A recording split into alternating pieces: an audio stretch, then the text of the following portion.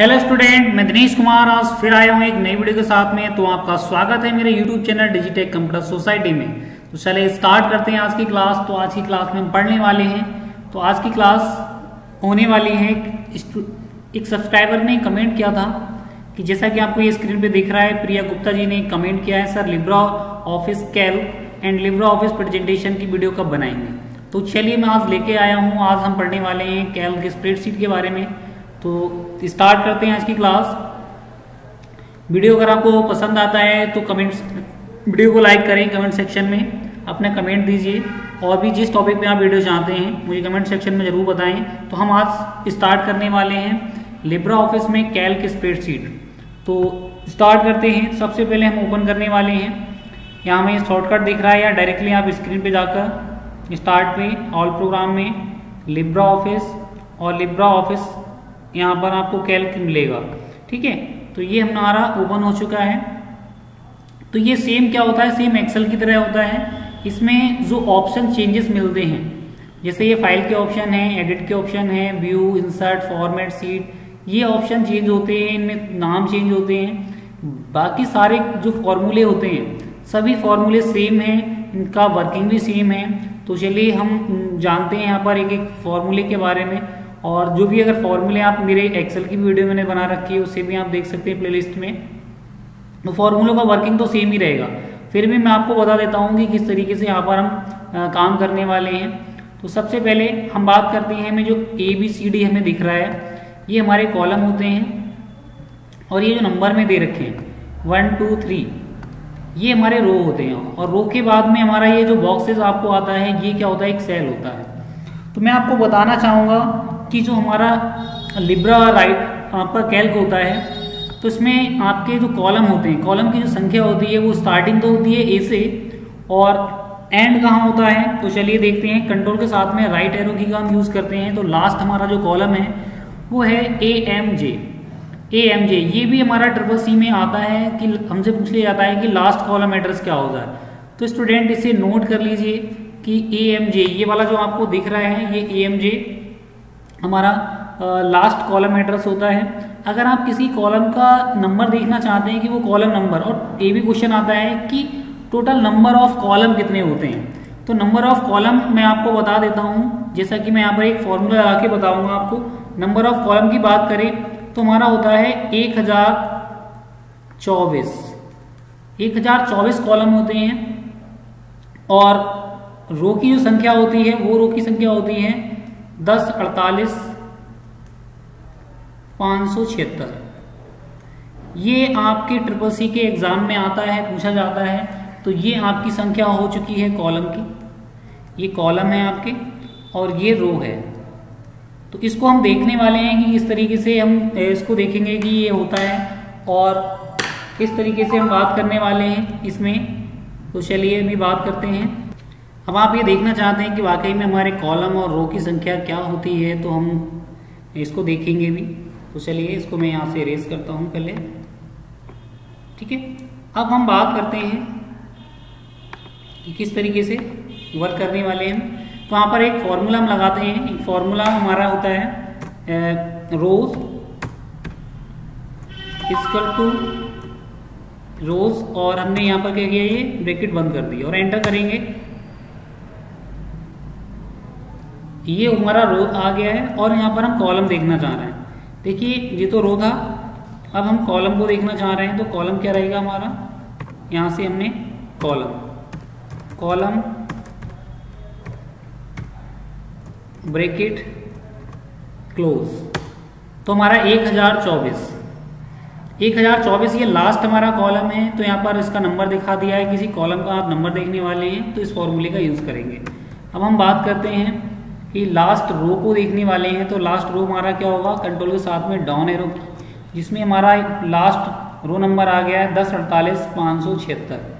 ठीक है, तो इसको आप ऐसे भी देख सकते हैं। एक रो हमने फॉर्मूला यूज किया रो, और इसको आप ब्रैकेट को क्लोज कर देंगे और एंटर करेंगे तो भी आपको यहाँ से दिख जाएगा। तो ये रो को देखने के लिए फॉर्मूला था। चलिए तो अब हम पढ़ने वाले हैं मैथमेटिकल फंक्शन पढ़ेंगे हम। तो सबसे पहले हम मैथमेटिकल फंक्शन को कवर करने वाले हैं। तो आपको एक पीडीएफ में दिखाता हूँ। एक्सेल में और लिब्रे कैल्क स्प्रेडशीट में जो फंक्शन है हमारे वो लगभग सेम है। सारे फंक्शन हमारे सेम होते हैं, उनकी वर्किंग सेम रहती है, जो ऑप्शन है वो चेंज रहते हैं। तो सबसे पहले फंक्शन हम पढ़ने वाले हैं एबीएस। एबीएस इस तरीके से हम लगाएंगे इक्वल टू एबीएस और नंबर। तो हमने यहाँ पर एग्जांपल के तौर पे लगा रखा है एबीएस और माइनस का 5 हमने लिखा है ब्रैकेट के अंदर। तो हमारा ये क्या आएगा, एब्सोल्यूट वैल्यू शो कर देगा। एब्सोल्यूट वैल्यू मतलब नेगेटिव वैल्यू को पॉजिटिव वैल्यू में दिखा देगा। तो जैसा कि मैंने यहाँ पे यूज दिखाया आपको, किसी नंबर को एब्सोल्यूट वैल्यू में बदलने के लिए हम क्या करेंगे, एबीएस फंक्शन का यूज करेंगे। तो चलिए सबसे पहले मैं यहाँ पर एक वैल्यू लेता हूँ। डायरेक्टली इस वैल्यू को मैंने लिखा -5। अब इसको पॉजिटिव में लिखना चाहते हैं तो मैंने क्या किया, ABS, और यहाँ पर उस सेल का एड्रेस देंगे जिस सेल में ये वैल्यू लिखी हुई है और एंटर करेंगे। ये हमारा एब्सोल्यूट वैल्यू आ चुकी है। डायरेक्टली भी आप कर सकते हैं। डायरेक्टली आप मैंने यहाँ पर दे दिए -5 दे दिया तो भी डायरेक्टली क्या होगा, ये आएगा। तो हमारा फर्स्ट फंक्शन हमने कवर कर लिया है। देन नेक्स्ट आते हैं सीलिंग। सीलिंग में क्या होता है आपका, सीलिंग में इक्वल टू सीलिंग और value, value comma divisor, divisor जिससे डिवाइड करने वाले हैं। तो सीलिंग में क्या है, जैसे हमने यहाँ पर दिया सीलिंग इक्वल टू सीलिंग और 13,4। तो 13 को अगर 4 से आप डिवाइड करेंगे तो 13 से 4 कंप्लीटली डिवाइड नहीं होगा। तो 13 के बाद ऐसी कौन सी संख्या होगी जो 4 से कंप्लीटली डिवाइड हो जाए। तो 13 के बाद आने वाली संख्या क्या होगी, 16 होगी, जो कि 16 4 से कंप्लीटली डिवाइड हो जाएगी। तो सीलिंग का मतलब होता है छत। छत क्या होता है, ऊपर। तो उसी प्रकार से इससे ऊपर वाली संख्या कौन सी होगी, जो दी गई संख्या क्या है हमारी, 4 से डिवाइड हो जाएगी। तो 4 से 13 नहीं होगा, 16 हो जाएगा। ठीक है, तो हमने ये देखा। देन हम इसको देखते हैं। यहाँ हमने दिया बराबर सीलिंग, सीलिंग फॉर्मूला हमने यूज किया है और वैल्यू क्या है हमारी 13 है, कॉमा 4 से डिवाइड करने वाले हैं। और ये देखिए ये आ गया है। तो ये हमारा आंसर आ चुका। नेक्स्ट हम फंक्शन की तरफ आते हैं। ये है आपका इवन। इवन क्या होता है, एक सम संख्या होती है और बीच या ब्रैकेट में हम लिखेंगे कोई नंबर। तो नंबर हम कुछ देने वाले हैं यहाँ पर। मान लीजिए हमारा एक 5 है। 5 क्या है, एक ऑड नंबर है, इसको इवन नंबर में चेंज करने वाले हैं। तो 5 के बाद आने वाला इवन नंबर कौन सा होगा, तो हमें वो देखना है, उसे चेंज करना है इसे। तो क्या करेंगे, इवन लिखेंगे, इवन, और ये संख्या हमने लिख दी है, इसका एड्रेस दे दिया है और ये हमारा 6 आ गया। तो ये भी हमारा क्लियर हो चुका है। तो हमने देखा, जैसा कि मैंने यहाँ पर आपको बताया है, मैंने यहाँ 7 लिख के ये आया। तो दी गई वैल्यू या नंबर को सम संख्या में बदलने के लिए ये चेंज हो गई है। देन फैक्ट होता है एक फैक्ट, और फैक्ट ब्रैकेट में क्या होगा, नंबर। तो हमने फैक्ट निकालना, 5 का फैक्ट निकाला है, तो ये आपका आ गया है 120। तो ये आया कैसे, चलिए इसको भी समझ लेते हैं। ये आया कैसे है, मैंने यहाँ पर इसको समझा देता हूँ कि ये आया कैसे। जैसे हमें 5 का अगर फैक्टोरियल निकालना है, तो 5 का फैक्टोरियल हमें निकालना है, तो ये निकालते किस तरीके से, 5 × 4 × 3 × 2 × 1। अब हमें 5 × 2 4 किया तो ये 20 हो गया। अब 20 × 3 करेंगे तो 60 हो जाएगा। 60 × 2 करेंगे तो 120 हो जाएगा ये, और 120 × 1 करेंगे तो क्या हो जाएगा, 120 ही रहेगा। तो हमारा ये आंसर आ चुका है। ठीक है, इस तरीके से आएगा। डायरेक्टली हम क्या करेंगे, इसे यहाँ से सॉल्व कर लेंगे। ठीक है, तो हमारा ये क्लियर हो गया है। तो अब हम बात करने वाले हैं इसको किस तरीके से सॉल्व करेंगे। चलिए तो इसको कवर करते हैं। इसका प्रैक्टिकल देख लीजिए। ये मैंने यहाँ पर एक 5 नंबर लिखा है और इक्वल टू हम यहाँ पर फॉर्मूला लगाने वाले हैं फैक्ट, और ये हमने यहाँ पर सेल का एड्रेस दे दिया है। डायरेक्टली हमारा ये क्या आएगा, डायरेक्टली आंसर आ जाएगा। ये 120 हमारा आंसर आ चुका है। तो यहाँ आपने देखा फैक्ट फॉर्मूला किस तरीके से वर्क कर रहा है। देन नेक्स्ट फॉर्मूला हमारे सामने है फ्लोर। अब फ्लोर क्या है, ये 5 नंबर फॉर्मूला हमारा फ्लोर है। फ्लोर सेम अपोजिट किसका होता है, सीलिंग का। सीलिंग में भी हम क्या करते थे, वैल्यू और डिवीजर लिखते थे, तो वैल्यू और डिवीजर। तो मैंने यहाँ पर फ्लोर होता है नीचे, जैसे हमारा फ्लोर होता है, तुम्हारे रूम में फ्लोर है तो वो नीचे है। अब जो 13 है, 13 को अगर 4 से डिवाइड करेंगे तो वो कंप्लीटली डिवाइड नहीं होगा, लेकिन 13 से पहले कौन सी संख्या होगी जो कंप्लीटली 4 से डिवाइड हो जाएगी, तो वो क्या होगी, 12 होगी। तो क्या है, दी गई वैल्यू या उससे पहले वाली पूर्ण भाज्य संख्या निकालने के लिए, तो दी गई संख्या तो नहीं हो रही है कंप्लीटली, 13 तो कंप्लीटली डिवाइड नहीं हो रहा ना, लेकिन 13 से पहले 12 एक ऐसी संख्या होगी जो 4 से पूरी डिवाइड हो जाएगी। तो ये फॉर्मूला हमारा फ्लोर समझ में आ गया होगा, तो उसको हम करके देखते हैं। मैं इसको लगाता हूँ फॉर्मूले को। मैंने यहाँ पर फ्लोर लिखा इक्वल टू फ्लोर, और ब्रैकेट में हम वो संख्या लिखने वाले हैं जिसको डिवाइड करने वाले हैं, कॉमा डिवाइड किससे करेंगे, 4 से। देखिए हमने 4 से किया तो 12 आया, अगर हम इसे 5 से करते तो 5 से 13 तो कंप्लीटली डिवाइड नहीं होगा, लेकिन 13 से पहले कौन सी संख्या होगी जो 5 से कंप्लीटली डिवाइड हो जाएगी, तो 10 होगी। देखिए 10 आ चुका है आपका, तो ये भी हमारा कंप्लीट हो गया। नेक्स्ट फॉर्मूला हमारा है GCD। GCD greatest common divisor. Greatest common divisor जैसे हमने यहाँ पर दे रखा है GCD 10, 5, 25 और 40, ठीक है। तो 10, अब वो कौन सी संख्या होगी, बड़ी से बड़ी संख्या कौन सी होगी, जो दी गई सारी संख्याएं कंप्लीटली डिवाइड हो जाएं। तो हमारा क्या है, 10, 5, 25 और 40। तो ये किससे डिवाइड हो सकता है, 5 से डिवाइड हो सकता है। 5 से 10 भी डिवाइड हो जाएगा, 5 भी डिवाइड हो जाएगा, 25 और 40। तो चलिए हम इसको देखते हैं इस तरीके से। तो मैंने यहाँ पर लिखा 5, 10, मैंने यहाँ पर 10 लिख दिया है, और नेक्स्ट 5, 25, देन 40 मैंने लिख दिया, ठीक है। अब हम इसका निकालने वाले हैं कि GCD कौन सी संख्या ऐसी होगी जिससे ये सभी डिवाइड हो जाए कंप्लीटली। तो हम क्या करने वाले हैं, फॉर्मूला लगाएंगे GCD फॉर्मूला हमारा लग चुका है। अब ये रेंज हम सेलेक्ट करेंगे कहाँ से कहाँ तक, तो A1 से लेकर D1 तक हमने क्या किया, इसको सेलेक्ट किया और एंटर कर दिया। तो ये 5 एक ऐसी संख्या है जिससे 10, 5, 25 और 40 आपका कंप्लीटली डिवाइड होगा, ठीक है। तो ये चीज़ आपको समझ में आ गई होगी स्टूडेंट। देन हम बात करते हैं, नेक्स्ट हमारा फॉर्मूला है INT। इंट क्या होता है, आपका इंटीजर वैल्यू निकालने के लिए होता है। इंटीजर वैल्यू, अब एक के हमारी वैल्यू दे रखी है, पॉइंट में कोई वैल्यू दे रखी है, उसको हमें इंटीजर ही वैल्यू चाहिए वहाँ से, तो हम क्या करेंगे, तो चलिए मैं आपको बता देता हूँ। 12.14682 ये एक वैल्यू दे रखी है, इसमें मैं चाहता हूँ केवल इंटीजर वैल्यू ही आए।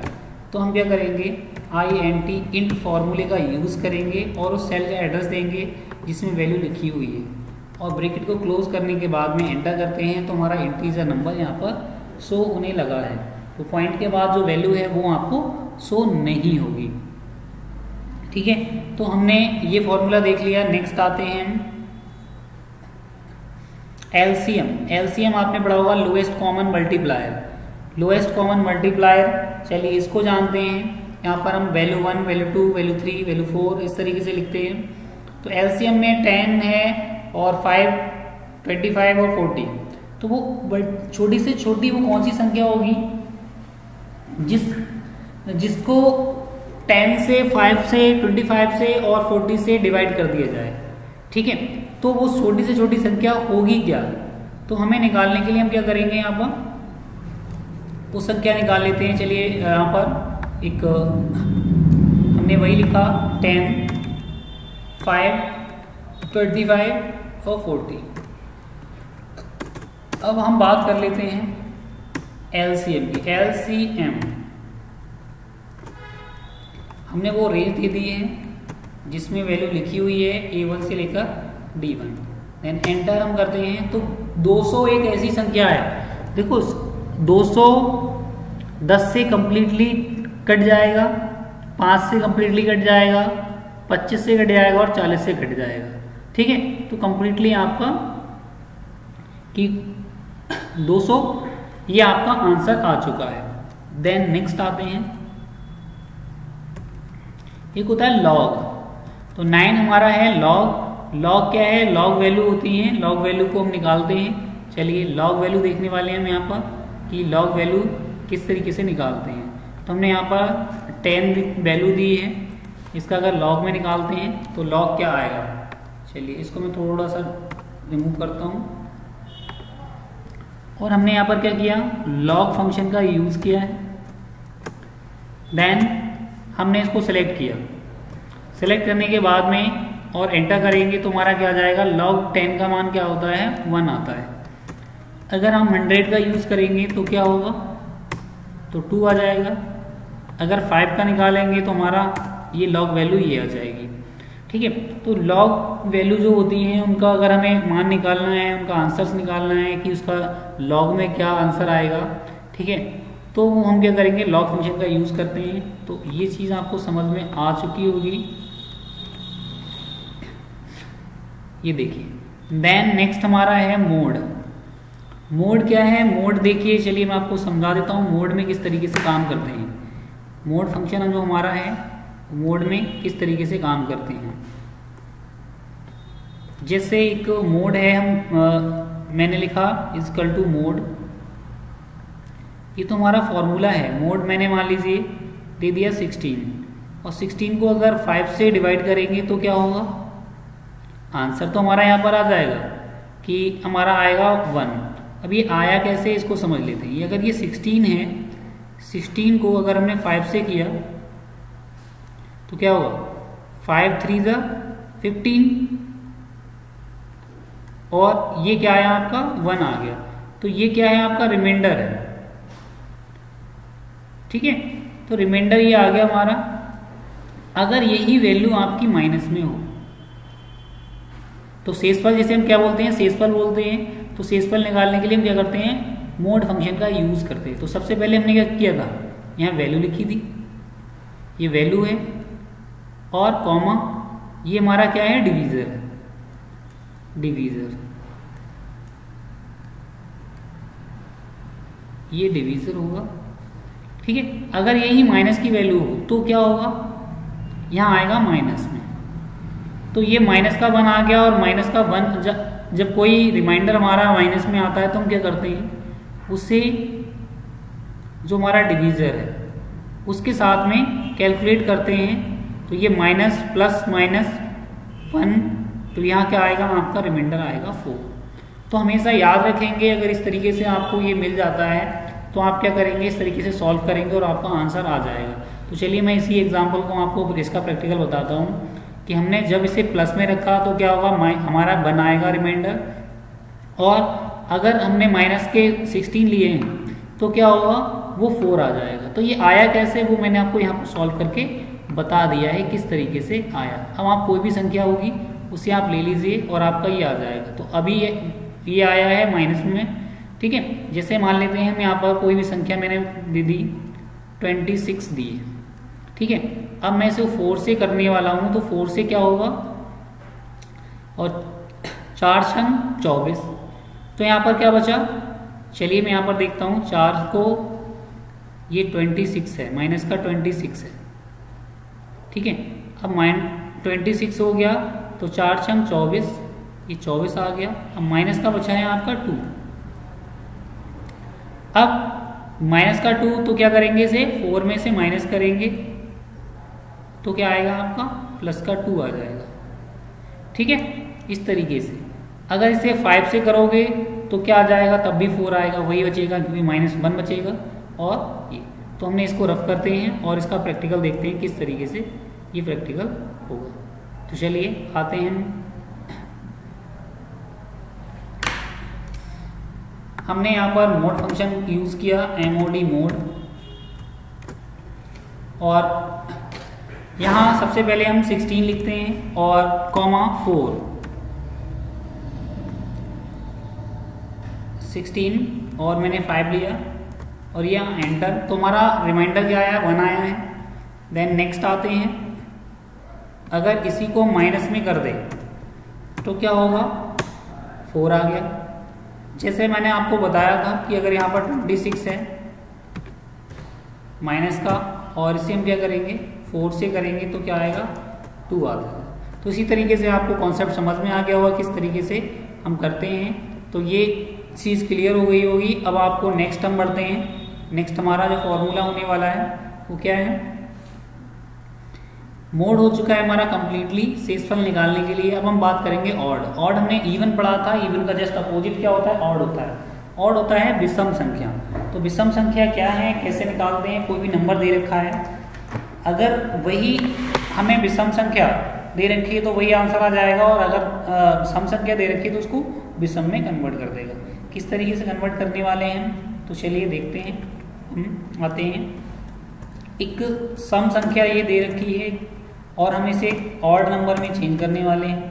तो हमने लिखा ऑड, उस सेल का एड्रेस देंगे जिसमें ये वैल्यू लिखी हुई, एंटर करेंगे, ये देखिए ऑड नंबर आ गया है। अगर यही आपका 7 होता तो 7 तो क्या है, ऑलरेडी ही ऑड नंबर होता है, तो ये ऑड नंबर ही रहेगा आपका। ये देखिए, अगर 8 होता तो आपका 9 में कन्वर्ट हो जाता है ये, ठीक है। इस तरीके से ये आ गया होगा। तो हम नेक्स्ट फॉर्मूले की तरफ बढ़ते हैं। अब यहाँ पर आपको एक पाई फंक्शन होता है, पाई आपने पढ़ा होगा। पाई क्या होता है, आपने मैथ में पढ़ा होगा पाई। पाई में क्या होता है आपका, चलिए मैं आपको बताता हूँ पाई होता क्या है। आपने ये पढ़ा होगा कि पाई होता है, चलिए मैं आपको यहाँ पर समझा देता हूँ। पाई इस तरीके से आपने पाई पढ़ा होगा, जिसका जो मान होता था तो 22/7 होता था, जिसको आप सॉल्व करते हो तो कितना आता है आपका 3.14, और आगे पॉइंटों में रहता, तो मैं 2 डिजिट तक ले लिया है। तो ये जो आंसर है आपका इससे आ जाएगा, ठीक है। तो हम इसको क्या करेंगे, ये समझ लिया आपने, तो इसको किस तरीके से हम निकालने वाले हैं। तो आते हैं प्रैक्टिकल की तरफ। हमने कुछ नहीं करना है, डायरेक्टली पाई लिखना है, PI, और ब्रैकेट लगाना है और एंटर कर देना, ये हमारा आ जाएगा। तो हमने 2 डिजिट तक लिया था तो 2 डिजिट तक आ गया, ठीक है। और यहाँ से ये तो कम्प्लीटली आया है, और मैंने यहाँ पर 2 डिजिट तक 3.14। नेक्स्ट आते हैं, एक है हमारा पावर। पावर क्या होता है, पावर को समझ लेते हैं कि पावर होता क्या है, किस तरीके से पावर वर्क करता है। अब जैसे मैंने यहाँ पर आपको बताया कि 2 की पावर 3 है, तो ये तो हमारी वैल्यू हो गई, ये हमारी वैल्यू है, और ये हमारी क्या है, पावर है।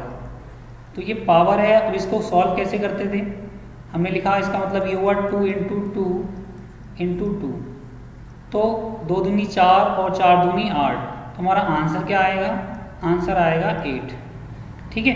तो ये हमारा आंसर आया है। इसका हम दूसरे तरीके से भी करते हैं, ये जैसा कि यहाँ पर दे रखा है वैल्यू, और ये हमारा ये साइन होता है, और इसको हम पावर लिखेंगे। तो इस तरीके से भी कर सकते हैं, और एक हमारा ये फॉर्मूला भी होता है। तो दोनों तरीके से हम कर सकते हैं। तो चलिए मैं आपको दोनों तरीके से बताने वाला हूँ किस तरीके से हम इसको करेंगे। तो चलिए सबसे पहले हम यहाँ पर मैंने लगाया पावर, और पावर में मैंने सबसे पहले वैल्यू लिखेंगे। तो वैल्यू हमारी क्या है, 2 है, कॉमा, उस पर पावर कितनी देने वाले हैं, पावर देने वाले हैं 3। तो 3 क्या है हमारा, ये देखिए, तो 2 की पावर 3, हमारा आंसर क्या आ गया, 8 आ गया है। अब इसका दूसरा तरीका भी हमारे पास में अवेलेबल है। दूसरे तरीके से हम किस तरीके से कर सकते हैं, तो हमने लिखा यहाँ पर 2, और ये हमने साइन लगाया, और इसके बाद में हम जो पावर है हमारी वो दे देंगे, एंटर करेंगे, तो हमारा तब भी आंसर वही आएगा। तो ये चीज़ आपकी समझ में आ चुकी होगी। और अब आते हैं हम नेक्स्ट फॉर्मूले की तरफ। तो नेक्स्ट फॉर्मूला हमारा क्या होगा, जैसे कि मैंने आपको बताया ये पावर, तो जिसको हम घात भी बोलते हैं, घात वैल्यू का मान निकालने के लिए, ठीक है। अब प्रोडक्ट होता है, प्रोडक्ट होता है मल्टीप्लिकेशन करने के लिए। तो प्रोडक्ट में आप first value, comma, second value, third value, and और भी जो भी नंबर हैं आपके नेक्स्ट, उन्हें आप दे सकते हैं। तो चलिए, या फिर रेंज में भी आप लिख सकते हैं। तो चलिए मैं आपको बताता हूँ ये किस तरीके से फॉर्मूला यूज़ होने वाला है। जैसे 2 है, 3 है, 6 है और 2 है, तो इसका जो मल्टीप्लिकेशन होने वाला है तो 2 की गुणा 3 से होगी, 3 की 6 से होगी, 6 की फिर 2 से होगी, जो भी आंसर आएगा वो आपको दिख जाएगा। तो ये देखिए यहाँ से आप पढ़ लीजिए, बाकी में हम बात करते हैं इस फॉर्मूले को किस तरीके से हम यहाँ पर यूज़ करने वाले हैं। तो मैंने यहाँ पर ये लिखा 2, 3, 6 और 2, ये जो है ये हमारा आंसर आ चुका है। हम क्या करेंगे अब, इक्वल टू प्रोडक्ट, अब प्रोडक्ट हमने क्या किया यहाँ पर इक्वल टू, और ये रेंज। अभी आप दोनों तरीके से बताता हूँ, first value comma second value comma third value comma fourth value, bracket को क्लोज करेंगे और एंटर कर देंगे, तो हमारा क्या आ गया 72 आ गया। इसका दूसरा तरीका है, आप किसी भी सेल में इसको निकाल सकते हैं। मैंने लिखा प्रोडक्ट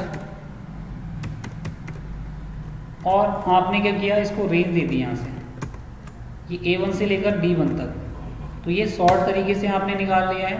तो ये आपका क्या होता है मल्टीप्लिकेशन करने के लिए, तो ये समझ में आ गया आपके, ठीक है। तो नेक्स्ट आते हैं, ये 15 है हमारा क्वोशिएंट। क्वोशिएंट क्या होता है, अभी हमने क्या किया था, अभी हमने शेषफल निकाला था, अब निकालेंगे भागफल।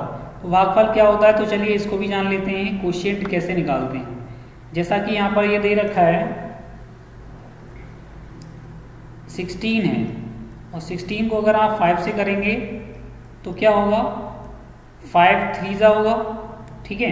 यहाँ क्या जाएगा 15 आ जाएगा, तो माइनस ये बचा। लेकिन आपका आंसर क्या हुआ क्वोशिएंट, जिसको हम बोलते हैं भागफल, ठीक है। तो ये जो हम निकालने वाले हैं वो इस तरीके से निकालते हैं। तो हमारा ये वैल्यू क्या होगी, वैल्यू हमारी 16 है, डिवीज़र क्या होगा 5 होगा, और जो आंसर आएगा निकल के ये जो आएगा हमारा क्वोशिएंट आएगा, ये क्वोशिएंट होता है, ठीक है। तो क्वोशिएंट ये आ गया है, तो ये चीज़ समझ में आ गई होगी आपको। तो हम बात कर लेते हैं, इसका प्रैक्टिकल करके देखेंगे अब। तो प्रैक्टिकल क्या है, एक हमने वैल्यू ली यहाँ पर क्वोशिएंट में QUOTI, ठीक है, हमने क्वोशिएंट लिया, सॉरी यहाँ पर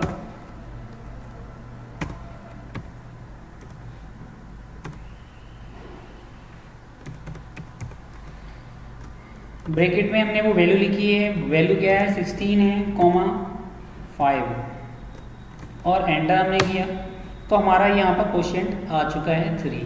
तो इस तरीके से हमने इसका प्रैक्टिकल किया है, इस तरीके से हम आप इसका प्रैक्टिकल करेंगे। तो चलिए नेक्स्ट आते हैं, नेक्स्ट क्वेश्चन पे किस तरीके से। नेक्स्ट क्वेश्चन हमारा दे रखा है 16 नंबर, रैंड। अब रैंड क्या होता है, ये एक रैंडमली आपको एक वैल्यू जनरेट करके देता है, जो कि वैल्यू जो आएगी आपकी वो क्या आएगी 0 से 1 के बीच आएगी। तो वैल्यू हमारी आने वाली एक रैंडम नंबर हमारे सामने आने वाला है, हमने यहाँ पर लिखा रैंड। अब ये रैंडमली एक नंबर तो आएगा, लेकिन उसकी वो किसके बीच में आएगा, वो आएगा 0 से 1 के बीच में एक रैंडम नंबर। ये देखिए रैंडमली एक नंबर हमारे सामने जनरेट हो चुका है, ठीक है। इसको आप दोबारा से करेंगे तो देखिए अब इसका आंसर कुछ और आ गया, और आपने ये देखिए अभी मैं यहाँ पर कुछ भी लिखता हूँ, देखिए रैंडमली नंबर यहाँ पर जनरेट हो जाएगा। देखिए मैं यहाँ पर कोई एक्टिविटी कर रहा हूँ इस सीट में, तो हमारा क्या होगा, वो रैंडमली एक नंबर जनरेट हो रहा है, ठीक है। तो ये था आपका रैंड। देन नेक्स्ट आते हैं, नेक्स्ट फॉर्मूला हमारा क्या होने वाला है, एक है रैंड बिटवीन। ये रैंड बिटवीन काफ़ी एक डमी जो डेटा हम बनाते हैं उसमें आपका यूज होता है। तो सबसे पहले रैंड बिटवीन में क्या होता है, स्टार्टिंग वैल्यू और एंड वैल्यू, कि आप स्टार्ट कहाँ से करने वाले हैं और उसको एंड कहाँ करेंगे, उसकी लास्ट वैल्यू क्या होगी, स्टार्टिंग वैल्यू और लास्ट वैल्यू। तो जैसे रैंड बिटवीन है 40 और 80। चलिए मैं आपको यहाँ पर एक एग्जांपल से ही समझा देता हूँ। जैसे यहाँ पर मान लीजिए मैंने यहाँ पर किया, मैंने कुछ नाम दिए और मैंने यहाँ पर एक मार्कशीट बनाई, लिस्ट मैथ और साइंस, सोशल साइंस और ड्राइंग। अगर आपसे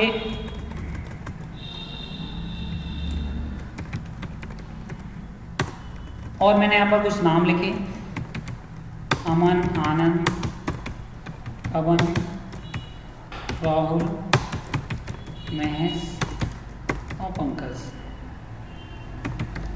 अगर ये नंबर हमारे कुछ नाम हैं 100 से एबव भी हो सकते हैं, तो हमें इनका एक डमी डेटा बनाना है, तो हमें क्या करना पड़ेगा, सोचना पड़ेगा कि इसमें क्या नंबर दिया जाए। लेकिन हम चाहते हैं कि इसमें एक रैंडमली एक नंबर आ जाए और उसकी भी रेंज हम अपने अकॉर्डिंग डिसाइड करें। जैसा कि अभी आपने देखा लॉकडाउन की वजह से जो हमारे रिजल्ट आए उन्हें प्रमोट किया गया, बच्चों को, स्टूडेंट को प्रमोट किया गया। तो हम इससे भी कर सकते थे, किसी जो मार्कशीट हम बनाते तो वो इस तरीके से रैंडमली जनरेट भी कर सकते थे। तो चलिए मैं आपको यहाँ पर बात करते हैं। मैंने लिखा रैंड बिटवीन। हम चाहते हैं कि स्टार्टिंग कहाँ से हो, जो नंबर आए हैं स्टूडेंट के वो क्या आने चाहिए, 40 से स्टार्ट हो और 60 से ज़्यादा नहीं होने चाहिए। तो या फिर मैं 80 कर लेता हूँ। चलिए मैं 80 मैंने यहाँ पर लिखा। तो जो नंबर आएंगे वो क्या आएंगे, रैंडमली आएंगे। 40 से कम किसी का नहीं आएगा और 80 से किसी का ज़्यादा नहीं आएगा। तो ये देखो 66 एक रैंडमली नंबर आ चुका है। मैं इसको ड्रैग कर देता हूँ और ये देखेंगे आप, ये देखिए कि रैंडमली, तो इसमें ऐसा कोई भी नंबर नहीं होगा जो 40 से कम हो और 80 से ज़्यादा हो। तो इसका हम यूज़ करते हैं, ठीक है। अब आपने देखा ये रैंडमली आपका यहाँ पर नंबर जनरेट हो चुका है। तो ये था रैंड बिटवीन। तो इस तरीके से आपने रैंड बिटवीन का यूज़ किया। तो हम इसको रफ करते हैं। आई थिंक आपको समझ में आ गया होगा। अगर समझ में ना आया हो तो वीडियो को पॉज करके दोबारा देख लीजिए। देन हम आते हैं नेक्स्ट फॉर्मूले पे। तो ये हमारा हो चुका है। देन रोमन संख्या जो हमारी होती हैं, एक होता है रोमन फंक्शन। रोमन फंक्शन क्या है, किस तरीके से हम वर्क करने वाले हैं रोमन फंक्शन में। तो रोमन फंक्शन चलिए मैं आपको बताता हूँ। तो सबसे पहले हम क्या करेंगे, एक नंबर लिखेंगे। मैंने लिखा 345। अब ये एक डेसिमल नंबर है, इसको हम रोमन नंबर में चेंज करने वाले हैं। तो क्या है, इसमें रोमन लिखेंगे हम और उस सेल का एड्रेस देंगे जिसमें ये डेसिमल नंबर लिखा हुआ है। तो इसे क्या करेगा, ये आपका रोमन में चेंज कर देगा। तो ये रोमन नंबर आ चुका है। अब यहाँ पर एक चीज़ ध्यान देने वाली ये है कि रोमन नंबर निकलेगा कहाँ तक। ये निकालेगा आपको 3999, 3999, यहाँ तक आपका रोमन नंबर निकल सकता है। अगर आप 4000 कर देते हैं तो 4000 का कोई भी नंबर आपका नहीं आने वाला। देखिए ये नहीं आएगा, एरर दे दिया इसने, क्योंकि होता ही नहीं है, ठीक है। तो ये किस तरीके से आप विदाउट कंप्यूटर के कैसे 3999 तक आप रोमन नंबर याद कर सकते हो या निकाल सकते हो, वो मैं ट्रिक आपको नेक्स्ट वीडियो में किसी बता दूंगा, ठीक है। तो ये अभी आप समझ लीजिए कि कैल्क में क्या होता है, आपका इस तरीके से रोमन नंबर निकालते हैं। देन अब आते हैं नेक्स्ट, हमारा फॉर्मूला दे रखा है दिए गए नंबर को रोमन नंबर में बदलने के लिए, हो गया हमारा। अब बात करते हैं राउंड की। राउंड क्या है, राउंड होता है कि राउंड फिगर में वैल्यू हम कैलकुलेट करते हैं। सबसे पहले वैल्यू और डिजिट, चलिए मैं आपको बता देता हूँ। यहाँ पर एक वैल्यू हमने ली 12 पॉइंट, चलिए जो यहाँ दे रखी है वही लिख लेते हैं, 12.14682, 12.14682। अब यहाँ पर हमने फॉर्मूला लगाएंगे हम राउंड। राउंड क्या होता है, अप्रॉक्सीमेटली, हमें लगभग में वैल्यू लिखनी होती है। तो अभी हम क्या करेंगे, जितने डिजिट तक राउंड करेंगे उसके बाद की कोई भी अगर डिजिट, मान लीजिए मैंने यहाँ पर 2 डिजिट तक किया तो 14 के बाद में 6 है, 6 क्या है 5 से अधिक है, तो उसमें क्या करेगा 1 ऐड कर देगा। चलिए मैंने इसका सेल का एड्रेस दिया, कॉमा मैंने 2 तक दिया, इसको राउंड किया। तो प्लस में है तो प्लस में है, मतलब ये राइट साइड में 1 और 4 तक इसको जज करेगा, मतलब इसको हमने देखा यहाँ तक राउंड करेगा। इसके बाद क्या है, थर्ड जो डिजिट है हमारा वो क्या है 6 है, मतलब 5 से अधिक है, तो क्या करेगा इसमें ऐड हो जाएगा 1, तो क्या हो जाएगा 12.15 हो जाएगा। ये देखिए ये 15 आ चुका है। अब अगर हम इसको 4 डिजिट तक ले जाते हैं, ठीक है 4 डिजिट, तो 4 का मतलब ये है 1468। इसके बाद जो डिजिट है वो क्या है, फिफ्थ डिजिट क्या है हमारा 5 से कम है, तो इस पर कोई भी इफेक्ट नहीं पड़ने वाला है। देखिए यहाँ पर इसका थोड़ा सा मैं साइज बढ़ाता हूँ, ठीक है। तो हमारा ये क्या आ गया 1468, ये वही वैल्यू रही है। अगर मैं इसको 1 तक करता हूँ तो देखेंगे आप कितना आएगा। 1 के बाद ये सेकेंड डिजिट हमारा क्या है 4 है, जो कि 5 से कम है, तो क्या होगा वही वैल्यू रहेगी। अभी ये तो बात चल रही थी प्लस में, अब हम बात करेंगे माइनस की। अगर मैंने -1 किया तो क्या होगा, ये लेफ्ट साइड से रिमूव करेगा। अब ये देखिए लेफ्ट साइड में क्या है 1 2 दिखा है, तो यहाँ पर 1 डिजिट हमने यहाँ पर माइनस किया है ना, तो 1 डिजिट मतलब पॉइंट से जस्ट बराबर वाला लेफ्ट साइड में, तो ये 2 को क्या कर देगा रिमूव कर देगा। रिमूव करेगा तो वहाँ पर क्या बचेगा 0 बचेगा। तो क्या हमारा आंसर क्या आने वाला है 1 0, ठीक है। अगर आपने -2 किया तो क्या होगा 1 और 2 को ये रिमूव कर देगा, वहाँ बचेगा 0 0, और 0 0 क्या होता है 0। देख लीजिए आपका आंसर आ गया। तो ये पेपर में दोनों तरीके से आपको प्लस में माइनस में मिल जाता है इसका आंसर। तो आई थिंक ये आपको समझ में आ गया होगा। चलिए अब हम आते हैं नेक्स्ट आते हैं, और नेक्स्ट फॉर्मूला हमारा क्या है, जैसे मैंने आपको बताया है यहाँ पर कि वैल्यू को जितने डिजिट तक राउंड करते हैं, यदि उसके तुरंत बाद वाला डिजिट 5 या उससे अधिक है तो वैल्यू में 1 जुड़ जाता है। तो मैंने आपको समझा दिया। फिर बात करते हैं राउंड अप की, कि राउंड अप क्या है, किस तरीके से ये वर्क करता है। तो राउंड अप समझते हैं। वही वैल्यू है हमारी 12.14000 और 3 कर देता हूँ मैं। ये एक वैल्यू है। अगर आप राउंड अप करेंगे, राउंड अप, देखिए राउंड में क्या करता था, जितने डिजिट तक आप वैल्यू को राउंड करते थे, मैंने ही दिया इसके, मैंने दिया यहाँ पर 2 डिजिट ही दिया। अब क्या होगा, पहले क्या करता था, जितने डिजिट आपने राउंड किए हैं उतने डिजिट को देखता था उसके तुरंत बाद वाले डिजिट को। तो 1 4, उसके तुरंत बाद क्या है ये 0। अगर ये राउंड में होगा तो इस पर कोई इफेक्ट नहीं पड़ता, लेकिन ये राउंड अप में है तो क्या होगा, ये और ये कोई भी डिजिट, मतलब जितने डिजिट तक आपने राउंड किया उसके बाद कोई भी डिजिट अगर 0 से अधिक है तो क्या करेगा 1 ऐड कर देगा, ठीक है। तो ये 1 ऐड कर देगा। तो यहाँ पर हमने देखा एंटर करेंगे तो यहाँ पर क्या हो गया है, ये 1 ऐड हो चुका है। तो इसमें सिर्फ डिफरेंस इतना ही है कि उसमें 5 या 5 से एबव होता है तब ऐड करता है, और इसमें 0 से अधिक है तब ऐड करता है। अब आते हैं हम, नेक्स्ट हमारा है SQRT। SQRT जो हमारा है, इसमें क्या होता है, अंडर रूट में अगर वैल्यू दे रखी है, चलिए मैं आपको समझा देता हूँ कि अंडर रूट में अगर वैल्यू है किस तरीके से वैल्यू है। जैसे ये वैल्यू एक दे रखी है रूट के अंदर 144, तो इसको सॉल्व हम करने का जो नॉर्मल प्रोसेस होता है सिंपल सा, इसका ये हो जाएगा 12 × 12। तो यहाँ पर आंसर हमारा आ जाएगा 12। तो डायरेक्टली हमें आंसर निकालना है तो हम क्या करते हैं, यहाँ पर ये फॉर्मूला लगाते हैं SQRT। तो ये जो अंडर रूट का चिन्ह है इसकी जगह हमें क्या होता है, लिखते हैं हम SQRT, और SQRT लिखने के बाद में वो वैल्यू लिख देते हैं जिसका आंसर हम देखने वाले हैं। जैसे कि हमने दे रखा है SQRT और 144। तो चलिए इसका भी हम प्रैक्टिकल करते हैं।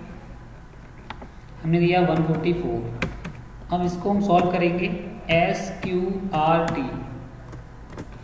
और ये सेल का एड्रेस जिसमें वैल्यू लिखी हुई है और एंटर करेंगे। तो हमारा ये देखिए 12 आ चुका है। अब आप यहाँ पर 225 लिखेंगे तब भी वही आएगा, ठीक है। आपका होता है 169, देखिए, और आपने 25 भी अगर करते हैं तो अंडर रूट में 25 होगा तो 5 आएगा। तो ये आपको समझ में आ गया होगा किस तरीके से हम अंडर रूट वैल्यू का मान निकालते हैं, ठीक है, उसको किस तरीके से सॉल्व करते हैं, ये आ जाएगा आपको, ठीक है। तो हमने यहाँ पर क्या किया। अब नेक्स्ट फंक्शन हमारा क्या आता है, सम आता है। सम क्या करेंगे, चलिए सम देख लेते हैं। सम में हम क्या करेंगे, वैल्यू 1, वैल्यू 2, वैल्यू 3, वैल्यू 4 और भी आगे हमारी जो वैल्यू हैं उनको आप सॉल्व करेंगे। तो देखिए उनको भी हम सम करने वाले हैं। तो इसका प्रैक्टिकल ये रहेगा हमारा, हमने ये वैल्यू दे दी, ये हमारी एक वैल्यू है, एक रेंज वैल्यू दे रखी है, तो उसको तरीका क्या होगा इसका, नॉर्मली आप ऐसे भी कर सकते हैं, सम फर्स्ट सेल का एड्रेस कॉमा सेकंड सेल का एड्रेस कॉमा थर्ड सेल का एड्रेस कॉमा फोर्थ सेल का एड्रेस और कॉमा फिफ्थ सेल का एड्रेस। ब्रैकेट को क्लोज कीजिए, एंटर कर दीजिए, आपका आंसर आ जाएगा। तो यहाँ तो ये लंबा प्रोसेस है काफ़ी, इसको आप लिखेंगे, ठीक है। तो हमारा ये सिंपल सा तरीका क्या होगा, सम आपने लिखा और रेंज दे दीजिए कि कहाँ से कहाँ तक, A1 से लेकर E1। ये देखिए एक सिंपल सा तरीका है, आप सेलेक्ट करके इसको लिख सकते हैं या फिर मैनुअली भी लिख सकते हैं, ठीक है। तो ये आंसर हमारा आ चुका है, ये होता है सम। अब हम बात करेंगे नेक्स्ट, हमारा फॉर्मूला दे रखा है सम इफ।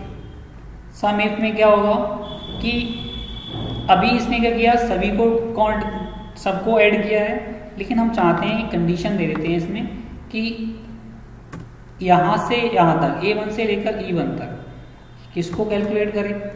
मैंने दे दिया ग्रेटर देन 5, ये 5 से बड़ी संख्याओं को ऐड करें। 5 से बड़ी संख्याएं, हाँ मैंने यहाँ पर इफ नहीं लिखा है इसलिए आ गया ये सम इफ, ठीक है। और A1 से लेकर E1 तक, और ये क्या करेगा, 5 से बड़ी संख्याओं का टोटल करेगा। तो 5 से बड़ी संख्या क्या है, 7 और 8 है, तो क्या हो जाएगा 15 हो जाएगा। मैं चाहता हूँ 5 से छोटी संख्याओं का ये, तो ये देखिए, तो 2 और 1 को इसने ऐड किया तो 5, ठीक है, 3 आ गया। तो वही चीज़ है यहाँ पर, आप जो भी रेंज देंगे, जो भी कंडीशन दे देंगे, उसके अकॉर्डिंग ही क्या करेगा, उस रेंज में से वैल्यू को ऐड करेगा, अदरवाइज जो नंबर होंगे उनको छोड़ देगा, ठीक है। तो आई थिंक आपको ये समझ में आ गया होगा। चलिए नेक्स्ट आते हैं, सम इफ हो चुका है हमारा। एक हमारा फॉर्मूला बचता है ट्रंक। तो मैथमेटिकल में जो इम्पोर्टेंट फंक्शन थे तो लगभग मैंने सारे कवर कर लिए हैं, ठीक है। तो ट्रंक फॉर्मूला हमारा ये है, चलिए इसको भी हम करके देखते हैं, इसका प्रैक्टिकल क्या है। ट्रंक में कोई भी वैल्यू दे रखी है, यहाँ पर मैंने 1 4 6 8 3 ले लिया। अब आप चाहते हैं कि नंबर ऑफ डिजिट कितने लेने वाले हैं आप, मैंने लिखा ट्रंक और उस सेल का एड्रेस दिया जिस सेल में ये वैल्यू लिखी हुई है, कॉमा वैल्यू कितने डिजिट तक आप इसको लेना चाहते हैं, मैंने लिखा 2 का मतलब है 12.14, 1 और 4, तो ये 2 डिजिट तक आपका ये नंबर लेगा। देखिए नंबर आ गया। अगर आप 3 डिजिट तक लेना चाहते हैं तो ये 3 डिजिट, ठीक है, ये आ गया। इसको भी आप वही सेम प्रोसेस रहेगा, अगर आपने माइनस में लिखा तो -1 में क्या होगा, यहाँ पर 2 को रिमूव कर दिया जाएगा और यहाँ पर 1, तो 1 0 बचेगा यहाँ पर, ठीक है। इसी तरीके से तो आई थिंक आपको ये सारे फॉर्मूले समझ में आ गए होंगे स्टूडेंट। तो वीडियो कैसा लगा मुझे कमेंट सेक्शन में ज़रूर बताएं, वीडियो को लाइक करें, अपने दोस्तों के साथ शेयर करें, और किस टॉपिक पे आप वीडियो चाहते हैं कि और भी वीडियो आपके लिए बनाई जाएं। जो भी टॉपिक आपके क्लियर नहीं हुए हैं, समझ में नहीं आते हैं, तो मुझे ज़रूर बताएं जिससे कि मैं आपके डाउट को क्लियर कर पाऊँ। तो हमारे कमेंट में आपको चलिए लेके आता हूँ, यहाँ पर कमेंट और भी कमेंट आए हैं स्टूडेंट के, जैसा कि एक स्टूडेंट ने मुझे कमेंट किया है कि लिब्रा ऑफिस, जैसे इन्होंने बताया है आशीष गुप्ता जी ने, कि मुझे एक्सपोर्ट ऑप्शन नहीं समझ में आ रहा है। ठीक है, मैं आपको एक नेक्स्ट वीडियो में आपको बता दूंगा कि जो लिब्रा ऑफिस में राइटर होता है, राइटर में फाइल के अंदर एक ऑप्शन आता है एक्सपोर्ट, तो वो एक्सपोर्ट ऑप्शन में किस तरीके से वर्क करते हैं, उसका वर्क का यूज़ क्या होता है उस ऑप्शन का, वो मैं नेक्स्ट वीडियो में आपको बता दूंगा। तो वीडियो कैसा लगा मुझे ज़रूर बताएं, और चैनल को सब्सक्राइब कर लें जिससे कि मेरे आने वाली प्रत्येक वीडियो का नोटिफिकेशन आपको मिल जाए। तो फिर मिलते हैं एक नई वीडियो में, तब तक के लिए नमस्कार, जय हिंद, जय भारत।